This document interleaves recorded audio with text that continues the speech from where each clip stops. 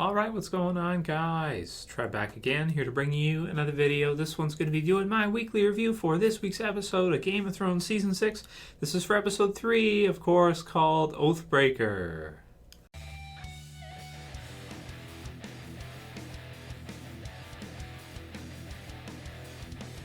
Spoiler warning as usual, and now his watch is ended. So another awesome episode of Game of Thrones Season 6, coming up off of episode 2, which of course the ending of the episode is one of the most exciting parts of any TV series I've ever seen. This one, carrying off of that, especially the stuff with Jon, opens the episode, ends the episode, and wise choice. It was an incredible episode, Oathbreaker. So their oath, of course, goes to death, and Jon has died, and now he's come back to life.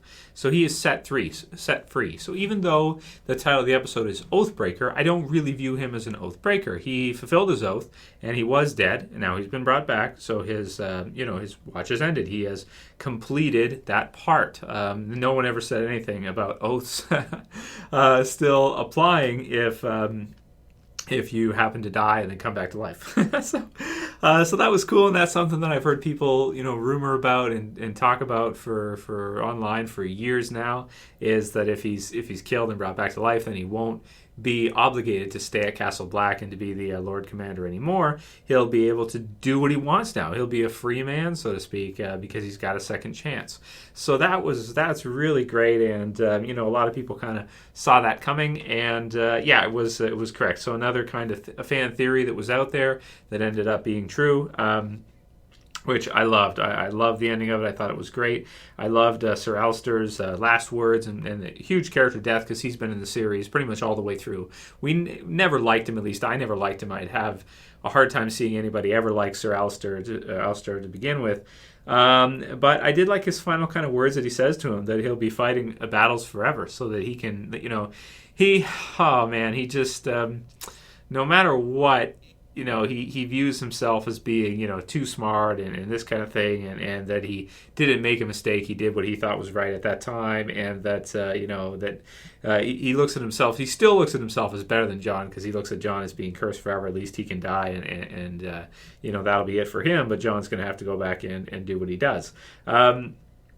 So even in death, I hate him. I still hate him, because he won't give up this dominance thing, even though he lost to Jon. Jon became Lord Commander. He didn't, and he's still, in spite of him, he's still, even right up to his last breath, doesn't change, regardless of what happened and what he did or anything. So I liked his death scene, of course. Oliver, I didn't. Ollie was different. I didn't feel like with him. I just kind of felt like he was just a very damaged product of the world. But unfortunately, there's nothing that they could really do for him but to put him out of his misery, because life has been so painful for him, so awful for him. And of course, him resenting Jon for letting the wildlings in, and a part of the wildlings there, of course, killed his family. But I thought he was a very tragic character. I want to say all the way through, from the time we met him in the series up until now, just very tragic all the way through. So yeah, man, that was pretty crazy with him. But his face at the end there too is pretty sad. But I like it when he cuts the rope, because you almost think like, is he going to do it? Is he not going to do it? And everybody's kind of like wondering why he's pausing this kind of deal, and then he ends up doing it. And it was great. So I thought the final scene of the episode was incredible. Of course, the start was awesome too, as he gets up and Sir Davos talks to him for a minute, and then he kind of walks out, and everybody's like looking at him like he's some kind of god. It's funny, Tormund's line, but he mentions that he saw his pecker, and that there's no way God would have a pecker that small. So I did laugh out loud when I heard that. That was really, really funny. And there was also some really intelligent lines here, really intelligent stuff, that when she asked Jon, what did he see? What happened when he was dead? I thought that was really brilliant, because I was wondering what they were going to do, because of course this isn't the real world. This is you've got some magical elements in A Song of Ice and Fire. You've got some magical elements in Game of Thrones. Not too much. You have dragons and fantasy, but not too much to the point where it doesn't feel somewhat realistic. Like the universe that George R. R. Martin's created, it's not real. Like, it's not totally real, but it feels like close to it, to the point where it's not so out there, like maybe like a storybook from Disney or something, or some kind of other type of fantasy like that's so out there that it doesn't feel relatable. A Song of Ice and Fire, Game of Thrones, It really does. Even though they mix it in, they don't start off the series with a ton of magic right off the bat and kind of turn people away. They just give you little touches of it as we go through, and it gets a little bit more. And now we see one of our main protagonist characters, one of our most important characters in the series, be brought back to life. And so she asks him, and he says that nothing. He doesn't remember anything. There was nothing. And so I love that line. I thought that was great. It depends on kind of your religious views, I think, and how you feel. We're not really allowed to talk about religion on YouTube, so I'm not going to. But, of course, there's a question of what happens when you die, this kind of deal. And most likely that's, you can't really do a probability in this case, but most likely, when your brain shuts off, the system is down, so to speak. You don't experience anything. No consciousness means that you don't see blackness. You're not aware of nothing. You're not aware at all. There's nothing. It's blank space. It's the same as the best way to look at or think of it is, what do you remember before you were born, or what were you conscious of before you were born? And even like the first couple of years of life is nothing. You don't have any memory. You don't remember being born before, unless maybe you're wacky, then maybe you think you do. But basically, you can't have consciousness without hardware. You can't have consciousness without something to have it on, be it AI on a computer or, biological consciousness in either an animal or human beings or anything. You can't. So I love that they added that in there and that they went that route, because they could have gone the magical route too, or something like that, or something else. But I just really liked how that's Game of Thrones. It's cold and realistic when it can be, which and that brings into a whole other topic there too, is what does happen after you die, and people will have been arguing this since people could think and could communicate with language. But realistically, that's most likely the answer is nothing happens. But we don't want to believe that. We want to believe that something does, and we want to believe that we go to, some kind of magical place, this kind of deal, or the opposite. These are what, they've been around for a reason. I don't want to rant on religion or anything, but they're appealing to people. And that's why people believe these things, is because emotionally, there's an emotional core to that where people really, they can't just believe that it can't be it, right? It can't just be the end and then there's nothing else after. There's no experience. But if you've ever been put to sleep before, if you've ever had a surgery, operation, that's a great way to think of it. What do you remember when you were put to sleep for your surgery? I've had surgery before too, where I've been put under. It's blank time. There's nothing there. You come back to consciousness. It's the same thing. That's basically the same thing as what would happen if when you die. So anyway, I thought that was great. Really, really good. And, like I said, they could have gone a lot of different routes with that, but they didn't. So that was funny. Loved the introduction. We got to see Sam, and he was seasick.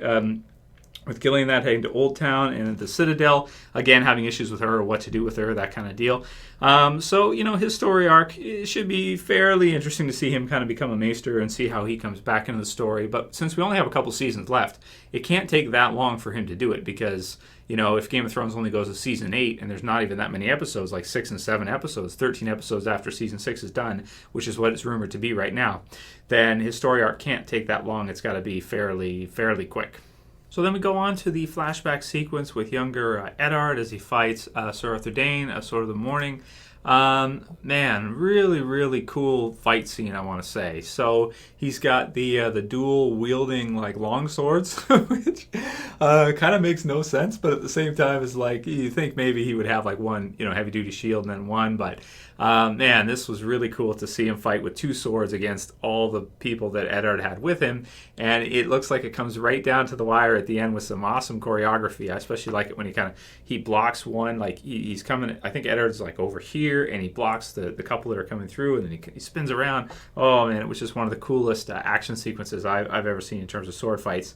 And then in the end, it comes down to where Eddard is basically beaten, and he gets Sir Dayne gets stabbed in the back of stabbed in the back of the neck, that type of deal, and then Eddard finishes him off. So that was a really exciting fight. I mean, we knew for sure, of course, and even newer viewers too would know that he didn't kill Eddard there, but also, they kind of, the way they show it, it's kind of like, well, you don't know what happens until you actually see it, and then you understand, that the story that was told was not exactly true. He didn't exactly just defeat him. He was beaten because of the amount of guys he was fighting, and he thought he had it, but I suppose kind of let his guard down, or maybe not really, just that one of the guys was tough enough to be able to get up and stab him, which was cool.